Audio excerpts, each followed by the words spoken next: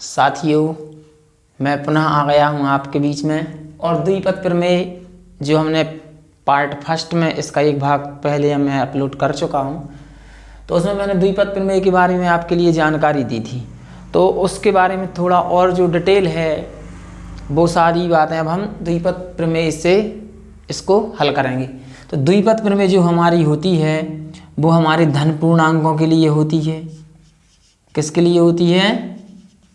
धन पूर्णांकों के लिए। भैया बिना किसी की देरी के मैंने क्लास स्टार्ट कर दी।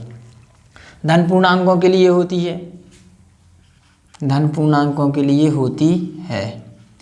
अब द्विपद प्रमेय क्या है? द्विपद मतलब दो पद। क्या है इसमें? दो पद। तो द्विपद जैसे हमने मान लिया एक है ए और एक है बी, तो इन दोनों को जोड़ देंगे तो द्विपद। अब द्विपद प्रमेय है तो भाई द्विपद प्रमेय है तो इसके लिए हम क्या करते हैं, इसके ऊपर मैंने लिख दिया 0 की घात। दो पदों का जोड़ कर रहे हैं तो जैसे ही हम इसको जोड़ेंगे तो जी हमारे पास क्या देगा? 1, क्योंकि 0 का मान हम पढ़ के आए हैं पहले कि A0 का मान क्या होता है? 1 होता है। इस तरीके से हम लोग ये चीज़ जानते हैं। अब आपने क्या है कि द्विपद प्रमेय किस लिए बनाई गई है? भाई द्विपद प्रमेय इसलिए बनाई गई, जैसे आप लोग हैं या हम हैं तो अपन ने थोड़े बहुत सूत्र सीखे हैं। जैसे इसके पहले वीडियो में वो हम चीज़ आपको बता चुके हैं। तो इसका जैसे मान लो a + b का स्क्वायर, तो ये तो आप लोग जानते हैं, इसको आप लिख लेंगे a² + 2ab + b²। a + b का क्यूब भी निकाल सकते हैं तो इसको हम लिख देंगे a + b का स्क्वायर और a + b।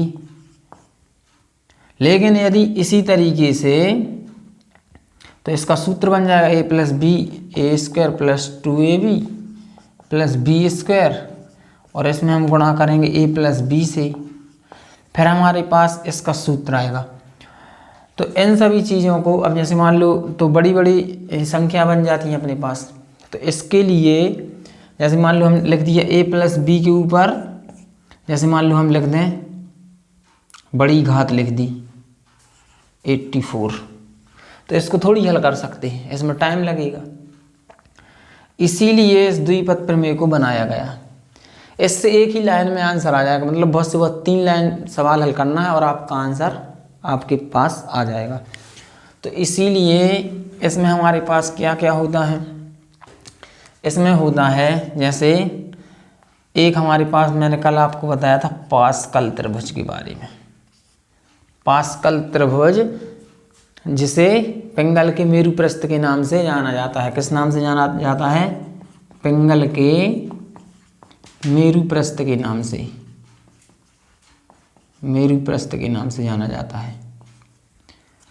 तो भाई पास्कल त्रिभुज जो है हमारे पास, इससे हम अपने जैसे a + b है, a + b 0, तो इसको हमने लिख दिया 1 होता है इसका मान। a + b के ऊपर 2 की घात है, तो ये 2 पद हैं तो हम इसको लिख देंगे क्या? 1 1। फिर तो जैसे इसको लिख दिया 1 1 लिखा तो ये 1 की घात है, किसकी होगी? 0 के बाद 1 की, तो इसको 1 1 लिख देंगे। फिर होगा हमारे पास a + b का स्क्वायर, तो इसको क्या लिखेंगे? तो इससे देखो त्रिभुज बन रहा है कि नहीं बन रहा है? ऐसा इस तरीके से त्रिभुज है जी। अब जे निकल के आएगा हमारे पास 1 आएगा, पहले 1, फिर 1 में 1 जुड़ेगा तो जी हो जाएगा क्या?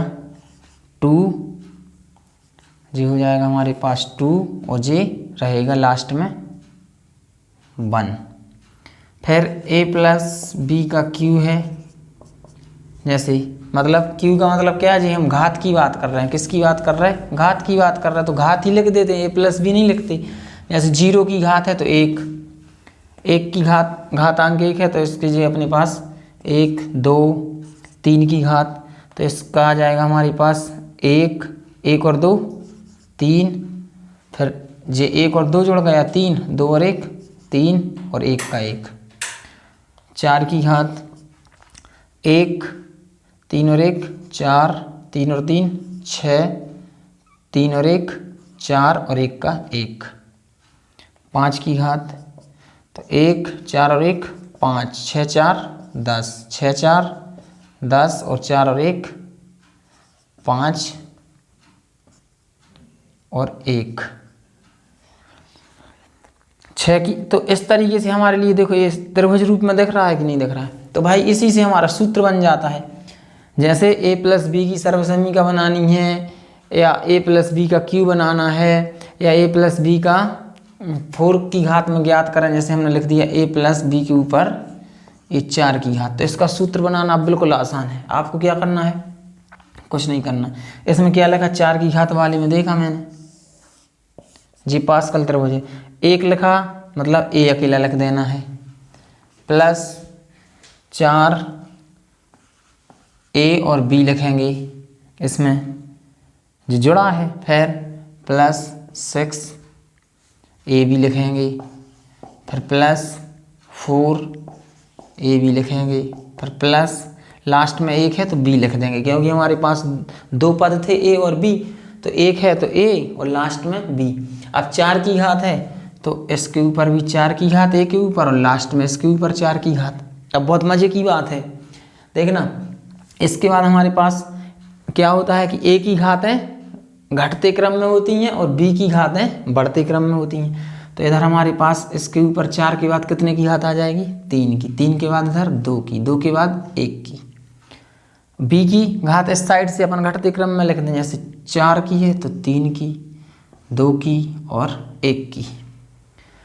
और ये घातें जो हैं जो जुड़ के कितनी होती हैं, इस घात के बराबर होती हैं। तो 3 और 1 4, 2 और 2 4, 3 और 1 4 4 4।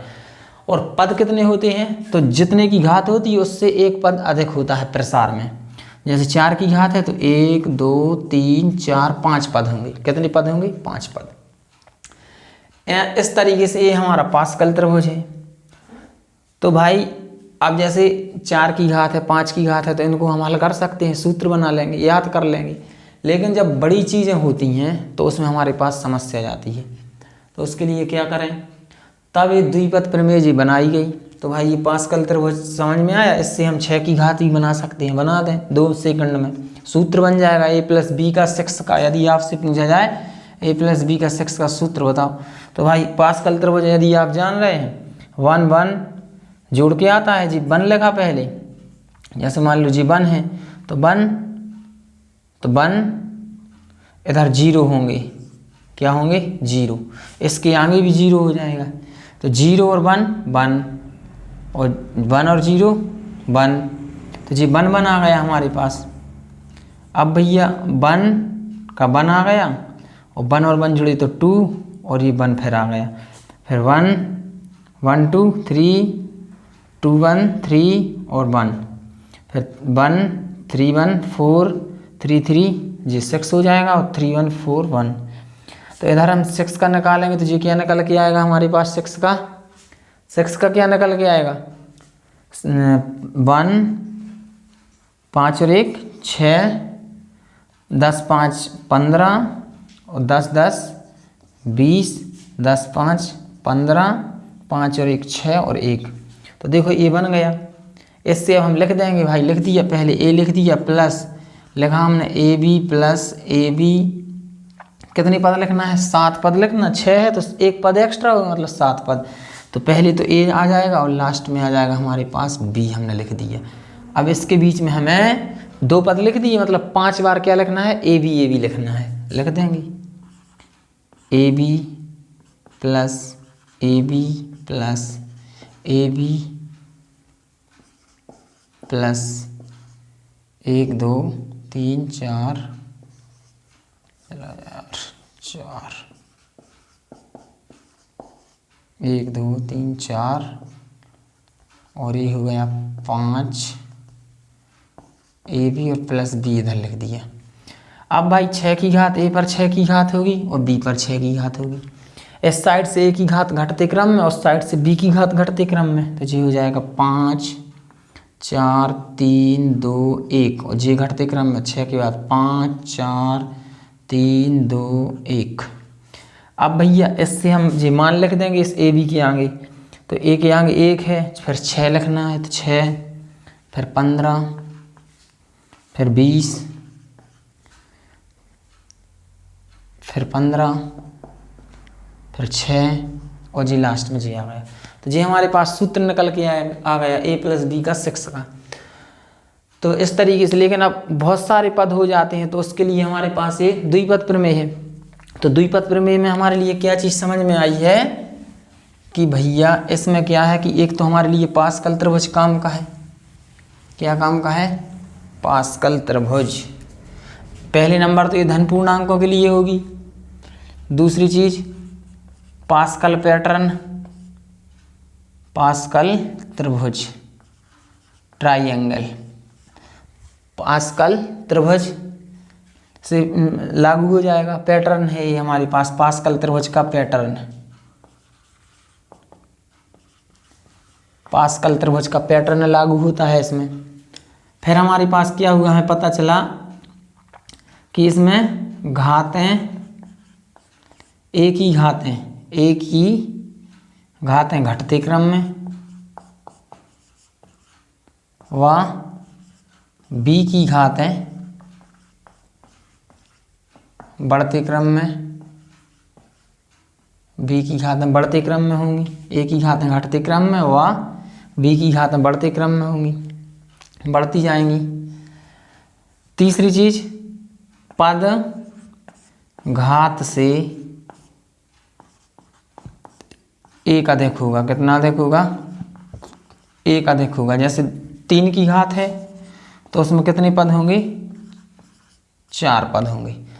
जैसे ये लिखा हमने a + b का क्यूब, तो इसमें कितने पद होंगे? 4 पद। यदि हम लिख दें a + b का क्यूब पर 7 की घात, तो इसमें कितने पद होंगे? 8 पद। मतलब एक पद अधिक होगा प्रसार में, और इसमें हमें प्रसार करना है। इस तरीके से ये हमारे पास जानकारी थी। अब इसमें क्या है कि आपको इस अध्याय में, ये अध्याय किसी अध्याय से लिंक नहीं है, इसका नया अध्याय है, लेकिन फिर भी इस अध्याय में आपको इसके पहले जो अध्याय था हमारे पास क्रमचय और संचय, तो इसमें क्रमचय नहीं, केवल हमारे लिए संचय के सूत्र की आवश्यकता है। जो हमारे पास होता है NCR बराबर फैक्टोरियल n बटे फैक्टोरियल r और n-r। क्या होता है? n-r। ये हमारे पास सूत्र है, इस सूत्र का उपयोग होना है। दूसरी चीज़ क्या है, आपको कुछ मान याद रखने पड़ेंगे। जैसे NC0 का मान 1 होता है। NC0 का मान क्या होता है? 1 होता है। NC0 का मान 1 होगा। या NCN का मान भी 1 होगा। NCN का मान भी 1 होगा। NCN का मान भी 1 होगा।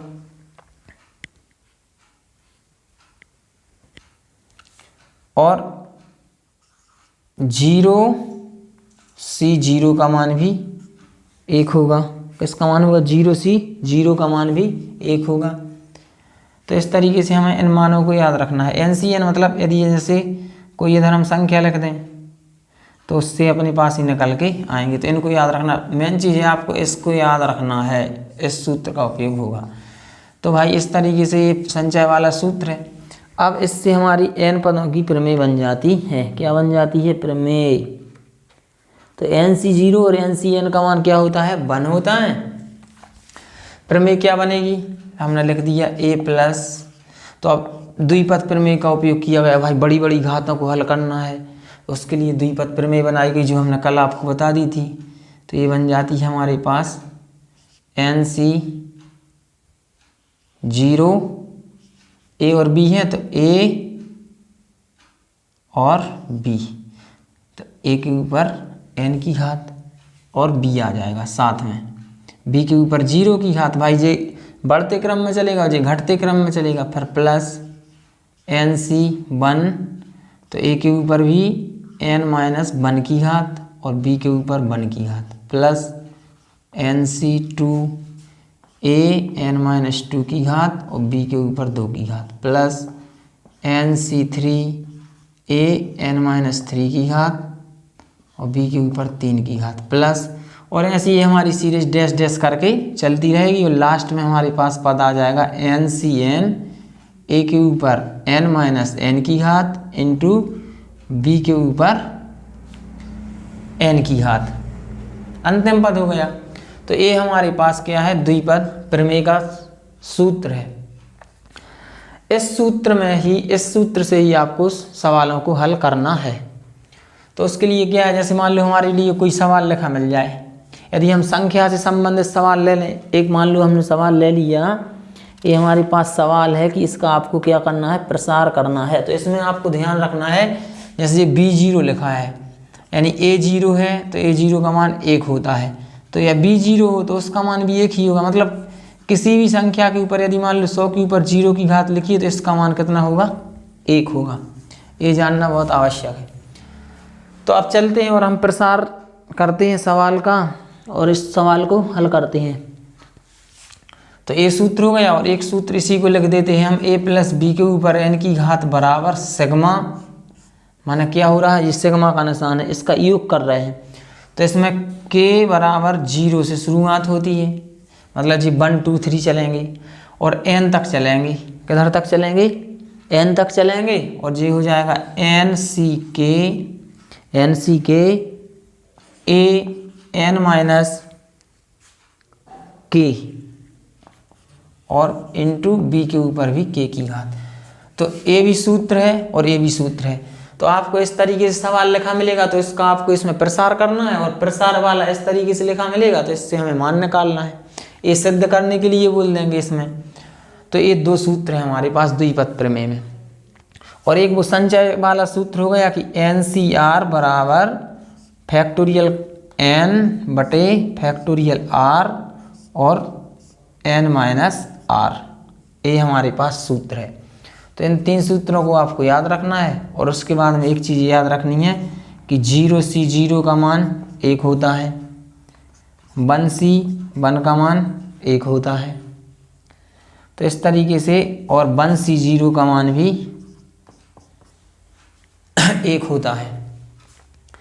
तो 0C0 1C1, तो इधर जैसे मान लो 4 4 आ गया, 4 4 आ गया तो इसका मान 4 ही हो जाएगा। क्या हो जाएगा, 4 हो जाएगा।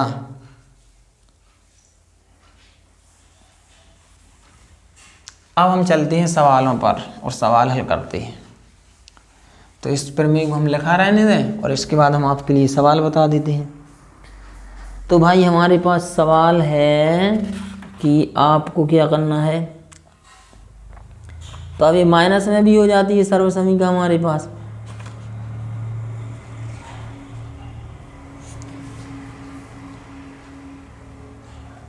तो हम किसी भी सवाल को लेकर के हल कर सकते हैं। मान लो हम सवाल संख्या वाला सवाल बता देते हैं आपको, या प्रसार करके किसी भी सवाल को हल कर लो। तो सवाल है हमारे पास, जैसे मान लो 1 माइनस 2x के ऊपर 5 की घात, इसका क्या करना है, हमें प्रसार करना है। प्रसार कीजिए, क्या कीजिए, प्रसार कीजिए। 1 माइनस 2x के ऊपर 5 की घात का प्रसार कीजिए। लेकिन सूत्र तो हमारे पास क्या लिखा है, a प्लस b के ऊपर n की घात वाला है। तब हम इसी से इसकी तुलना करेंगे और a बराबर मान लिख देंगे 1 और b का मान लिख लेंगे हम माइनस 2x। इस माइनस को साथ में लिख देंगे इसी सूत्र में।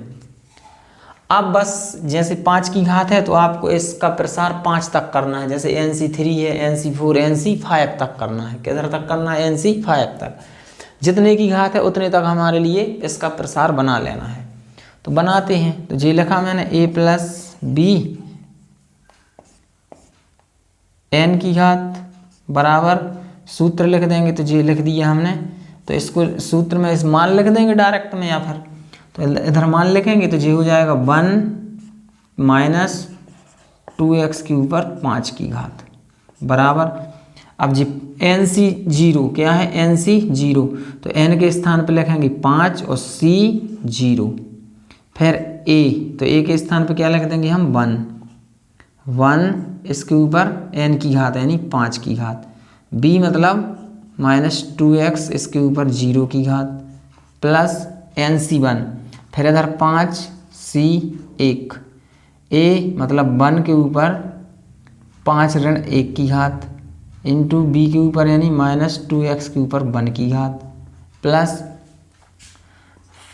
NC2 तो 5C2, फिर इधर लिखेंगे 1 के ऊपर 5 ऋण 2 की घात इंटू -2x के ऊपर 2 की घात प्लस 5C3, 1 के ऊपर 5 ऋण 3 की घात इंटू -2x के ऊपर 3 की घात प्लस 5C4, 1 के ऊपर 5 ऋण 4 की घात इंटू -2x के ऊपर 4 की घात प्लस 5C5, 1 के ऊपर 5 ऋण 5 की घात इंटू a का मान हो जाएगा 2x के ऊपर 5 की घात। तो इसमें हमारे पास घात 5 की थी तो हमने इसका प्रसार 5 तक लिख दिया। अब भाई हमें मालूम है कि 1C0 या NC0 का मान, किसका मान, NC0 का मान क्या होता है, 1 होता है। तो जे लिखा है हमारे पास, तो इसका मान 1 हो जाएगा, तो जी हो जाएगा 1 गुणा 1 के ऊपर 5 की घात, मतलब 1 को आप 5 बार हल करेंगे तो 1 ही आएगा, तो 1 गुणित -2x के ऊपर 0 की घात। तो भाई किसी के ऊपर यदि 0 की घात है तो उसका मान हमने बताया कि 1 होता है, तो इसका मान भी 1 हो जाएगा प्लस 5C1, किधर क्या लिखा जी, 5C1। तो 5C1 है, तो 5C1 में जब हमने 5 का पास्कल ट्राइंगल लिखा था तो 5 का क्या लिखा था हमने, जैसे जी लिखा था 1 1 1 और 1 2 1 1 3 3 1 1 4 6 4 1 जी था। इससे क्या निकल के आया कि इसका मान क्या होगा हमारे पास 4 होगा। और यदि आपको समझ में नहीं आया 4 कैसे आया, तो जी 5C1 लिखा है, इसी के लिए हमारे पास ये सूत्र था NCR बराबर फैक्टोरियल n बटे फैक्टोरियल r और फैक्टोरियल n माइनस r। तो इसमें हम मान रख के इसको हल करके देख लेंगे। जैसे हमने लिखा है इधर फैक्टोरियल 5 बटा फैक्टोरियल r, मतलब ये नीचे वाला मान, तो मतलब 1 और जी हो जाएगा इसमें 5 ऋण 1। तो इसको खोल देंगे तो फैक्टोरियल 5 बटा जी हो जाएगा 1, फैक्टोरियल 1 में तो 1 ही होगा, जी हो जाएगा फैक्टोरियल 4। तो भाई 5 को खोल लेंगे तो फैक्टोरियल 4 से फैक्टोरियल 4 कट गया, कितना बचा 5, कितना बचा 5, 0 1 2 3, ये 4 की घात थी, 5 की तो रह गई भैया अभी, तो ये आ जाएगा हमारे पास 1 5 10 1 5 10 10 5 1 जी आएगा। तो इससे हम मान लिख देंगे हमारे कितने पद हैं, 1 2 3 4 5 6 पद हैं। तो इसमें कितने हैं, 1 2 3 4 5 6। तो इससे हमारे पास ये मान आ जाएंगे, या फिर ऐसा हल कर लेते। तो ये हमें पता चला कि भाई 5C1, तो इधर आएंगे 5 आ गए गुणा 1 के ऊपर कितने की घात 4 की घात, 5 में से 1 गया 4 की घात, माइनस या गुणा -2x, एक बार है तो एक ही बार में 2x ही आ जाएगा, फिर प्लस 5C2, तो ये कितना हो जाएगा 5 दूना 10 गुणा 1 के ऊपर 3 की घात गुणा इस ये हो जाएगा हमारे पास 2 की घात है, तो माइनस माइनस प्लस 2 दूना 4x प्लस 5C3। तो इधर कितना आ रहा था हमारे पास, इसमें 10 ही आ रहा था, तो इधर आ जाएगा 10 गुणा 1 के ऊपर 5 माइनस 4 3 यानी 2 की घात, और इसको हल कर देंगे तो जी हो जाएगा 3 बार है तो माइनस माइनस माइनस ही होगा, 2 दूना 4 4 दूना 8 x के ऊपर 3 की घात प्लस जी 5C4 है तो हमारा इसमें क्या आया था 5 ही आएगा, तो 5 फिर 1 के ऊपर 1 की घात इंटू, इसको हल कर देंगे तो जी माइनस 4 की घात है तो 4 बार गुणा होगा तो प्लस हो जाएगा, और 2 दूना 4, 4 दूना 8, 8 दूना 16, 16 x के ऊपर 4 की घात प्लस जी हो जाएगा हमारे पास 1 इंटू 1 के ऊपर 0 की घात गुणा, इसको 2 को 5 बार हल करेंगे तो अब 16 दूना 32 आ जाएगा, तो माइनस 32 x का ऊपर 5 की घात।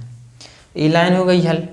अब हमें हल कर देना है तो देखो 1 गुणित 1 गुणित 1 करेंगे तो 1 ही आ जाएगा, प्लस जे हो जाएगा हमारे पास, प्लस है और जी माइनस है तो प्लस माइनस माइनस 1 का 4 बार गुणा करेंगे तो 1 ही होगा, और 5 दूना 10x प्लस इधर करेंगे तो भाई देख लिया चिन्ह तो नहीं बदल रहा है, तो 10 1 का 3 बार तो 1 ही आएगा, तो 10 एकम 10 और 10 चौका 40, 40 और ये हो जाएगा हमारे पास x वर्ग, तो 40x वर्ग प्लस फिर ये हो जाएगा 10 एकम 10, 10 8 80, 80x का क्यूब प्लस जो हो जाएगा 5 एकम 5 और 16 पंचे 80 x के ऊपर 4 की घात प्लस ये हो जाएगा क्या 1 और 1 0 का मान भी 1, तो प्लस माइनस माइनस 32 x के ऊपर 5 की घात। ये हमारा फाइनल आंसर आ गया कि 1 माइनस 2x के ऊपर 5 का प्रसार ये होगा, जी निकल के आया है। तो इस तरीके से आपको इन सवालों को हल करना है।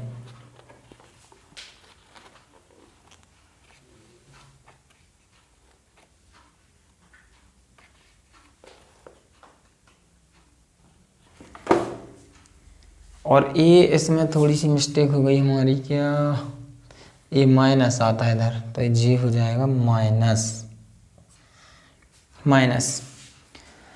तो बस आपको घातों को ध्यानपूर्वक देखना है और उसके बाद हल कर देना है। तो भाई प्रसार से संबंधित सवाल जो है द्विपद प्रमेय के इस तरीके से अपन के लिए हल करना है। इसी तरीके से आप हमारे साथ जुड़ भी सकते हैं। ऑफलाइन हमारे यहाँ पर सुबह 7:30 बजे से लगती है कोचिंग, तो आप हमारे पास में अध्ययन करने के लिए भी आ सकते हैं, हमसे संपर्क कर सकते हैं। वीडियो को लाइक करें, शेयर करें, चैनल को सब्सक्राइब करें, और यदि आपको अच्छा लगता है तो आप हमसे व्यक्तिगत तौर पर भी जुड़ सकते हैं, तो आपको यहाँ पर भी अध्ययन कराया जाता है। Thank you.